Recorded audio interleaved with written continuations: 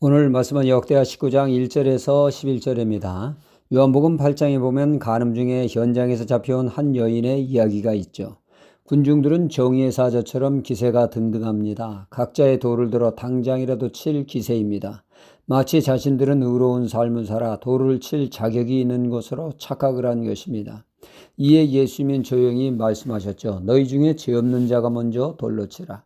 주님의 이 말씀 앞에 각자 양심의 소리에 귀를 기울였을 때 자신들도 저 여인과 다를 바 없는 죄인임을 깨닫게 되고 슬며시 돌을 내려놓고 그 자리를 다들 떠나고 말았습니다. 자신도 던질 자격이 없음을 죄인임을 깨닫게 된 것이죠.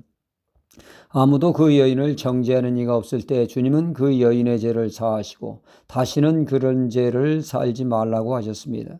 성경은 과거 지향적이지 않습니다. 사람을 과거에 묶어두지 않는다는 얘기죠. 과거에 집착하지 않게 하십니다. 회개를 통하여 훌훌 털어버리고 새로운 삶을 살게 하십니다. 이것이 바로 하나님 나라의 스타일입니다. 무속은 사람들을 과거에 꽁꽁 묶어두어 사람들을 통제하지만 예수님은 죄악의 사슬에서 자유케 하시고 새 삶을 살게 하시며 미래지향적인 삶으로 나아가게 하십니다. 간음 중에 잡힌 여인에게 주님은 너희의 죄를 평생 씻으며 속세를 떠나 살라고 하지 않으셨습니다. 주님은 죄 용서하심으로 새 삶이 가능하게 하셨던 것입니다. 이렇듯 성경은 미래의 지향적입니다. 천국, 영생, 구원 여기다 해당하는 말씀이 아니겠습니까? 회개를 통하여 과거의 죄를 잘라버리고 새로운 삶을 살게 하십니다. 이사야 43장 18절에 너희는 이전 일을 기억지 말며 옛적 일을 생각하지 말라 하십니다. 다시금 새 출발을 할 수 있도록 기회를 주시고 있죠. 사실 과거를 들먹이면 예수님의 제들은 물론 사도 바울도 여기서 자유로울 수 없습니다.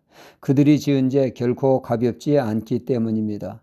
하지만 하나님은 그들의 죄를 언급하며 죄악에 가두어두지 않으셨습니다. 오히려 새로운 삶을 살 수 있도록 길을 적극적으로 열어주셨죠. 주님은 큰소리치며 자신만큼은 신앙의 정죄를 지키겠다고 하던 사람이 앞장서 주를 부인하며 저주했던 베드로에게 주님이 그에게 추구한 것은 내 죄를 내가 알렸다가 아니었습니다. 산속에 들어가 평생 참여하며 조용히 살거라가 아니라 내가 나를 사랑하느냐 하시며 내 양을 먹이라 하십니다. 그를 신뢰하시고 귀한 영혼을 그에게 맡겨 주시지 않았습니까? 앞으로 향해 나아가게 하지 않으셨습니까? 사도 바울도 마찬가지입니다. 그가 지은 죄로 말할 것 같으면 그는 벼락맞아도 할 말이 없는 사람입니다. 그가 지은 죄를 보면 그렇습니다. 하지만 주님은 더 이상 그의 죄를 들추며 지난날의 죄로 그를 묶어두지 않으셨다는 얘기죠. 오히려 그에게 새로운 삶, 새로운 미래를 열어갈 수 있도록 그를 사도로 삼으셨습니다. 자신의 죄를 깨달은 그는 나는 죄인 중에 괴수라고 하며 자신의 죄를 용서하시고 사도 직분까지 주신 하나님께 최선을 다하여 충성을 다하는 삶을 살게 되었습니다. 그는 다른 사도보다 월등히 많은 사역과 결과물을 내어놓았지만 결코 그는 자신의 공로를 드러내지 않고 오직 하나님께 영광을 돌렸습니다. 나의 나던 것은 순전히 하나님의 은혜라고 말이죠. 그의 삶이 이전과는 정반대로 새로운 삶이 되었습니다.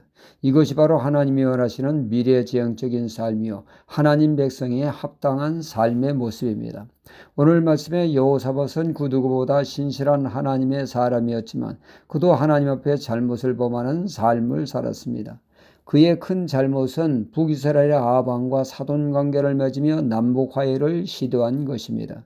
겉보기에 아무런 잘못이 없고 오히려 곤장받아야 될 모습처럼 보입니다. 성경은 말씀하기를 할 수 있거든 모든 사람과 평화라 하셨으니 말입니다. 그러나 아합과의 화해는 악행을 동조하는 꼴이 된 것입니다. 아방이 누구입니까?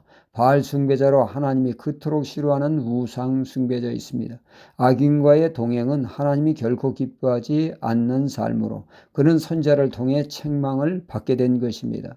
여호사밧은 한때 악과 선을 분별 못해 화해로 죄를 지었지만 그 이후 그의 삶은 더더욱 하나님을 기쁘시게 하는 삶으로 나아갔습니다. 하나님을 오로지 섬기며 다들 하나님을 잘 섬기며 하나님의 공의가 실현되도록 그런 사회가 더욱더 온전히 하나님의 공의가 세워지도록 재판관을 두는 내용이 오늘 말씀입니다. 지난날의 죄에서 벗어나 더욱 발전된 미래지향적인 그의 신앙의 면모를 보게 됩니다. 우리도 이런 죄를, 여러 가지 죄를 지을 수 있지만 그 죄를 회개하고 그리고 우리가 또 보다 나은 새로운 삶의 모습으로 나아가는 것, 진정으로 하나님이 기뻐하시는 삶의 모습입니다. 할렐루야.